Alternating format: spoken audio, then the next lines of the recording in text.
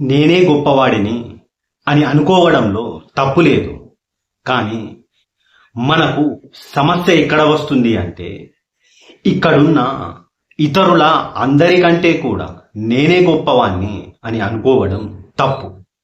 అలా అనుకున్నప్పుడు అక్కడ అహంకారం అనేది పుడుతుంది. అలాగే ఒక మనిషి కొన్నిసార్లు నేను దేనికి పనికిరాను, నాకు ఏం తెలియదు అని అనుకోవడం కూడా తప్పే.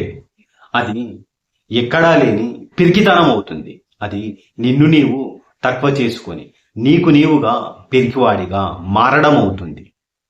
మరి ఈ అహంకారానికి మన పిరికితనానికి మధ్యలో మనం ఎలా ఉండాలో తెలుసా?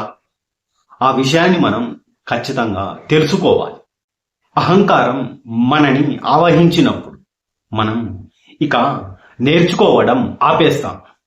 ఎందుకంటే అన్నీ నాకే తెలుసు అని ఒక రకమైన భ్రమలో ఉంటాం. అప్పుడు ఎదుటి వారిని తక్కువగా చూస్తాం. వారిలోని చిన్న తప్పులు కూడా మనకు ఒక కొండంత పెద్దగా కనిపిస్తాయి. ఫలితంగా మనం నేనే గొప్ప అనుకొని ఒంటరితనంలో మిగిలిపోతాం. అప్పుడు మన ఎదుగుదల ఆగిపోతుంది. కాబట్టి అహంకారం కూడా ఒక రకమైన అజ్ఞానమే. అలాగే మరోవైపు నేను అందరికంటే తక్కువవాడిని అనుకోవడం కూడా అంతకంటే ప్రమాదకరం. అది పిరికితనం, అది ఆత్మహత్యతో సమానం. అది మన ఆత్మవిశ్వాసాన్ని, మన ధైర్యాన్ని, మన సామర్థ్యాన్ని మనమే తొక్కేసేలా చేస్తుంది. అది మనం ఏ రకమైన ప్రయత్నం చేయకుండానే ఓడిపోయామని ఒప్పుకోవడం. అవకాశాలు మన కళ్ళ ముందే ఉన్నా మనం భయంతో పారిపోవడం. మనం ఇలా ఉంటే మన జీవితం మొదలు కాకముందే ముగిసిపోతుంది. మన భయంతోనే మన జీవితాన్ని మనం ముగిసేలా చేస్తాం. మరి ఈ రెంటి మధ్యలో ఒక సన్నని గీత ఉంటుంది. దాన్ని మనం ఇప్పుడు ఒక ఉదాహరణతో తెలుసుకునే ప్రయత్నం చేద్దాం. ఒక తోటలో ఒక మామిడి చెట్టు, ఒక వేప చెట్టు రెండు పక్కపక్కనే ఉన్నాయి. అప్పుడు మామిడి చెట్టు, నేను తీయని ఫలాన్ని ఇస్తాను, అమృతం లాంటి ఫలాన్ని ఇస్తాను. ఆ వేప చెట్టు చేదుగా ఉండే ఫలాన్ని ఇస్తుంది. అది దేనికి పనికిరాదు. అంటే అది మామిడి చెట్టు యొక్క అహంకారం అవుతుంది. అలాగే వేప చెట్టు చేదు అయిన ఫలాన్ని ఇచ్చిన అది కొన్ని ఔషధ గుణాలతో ఉంటుంది.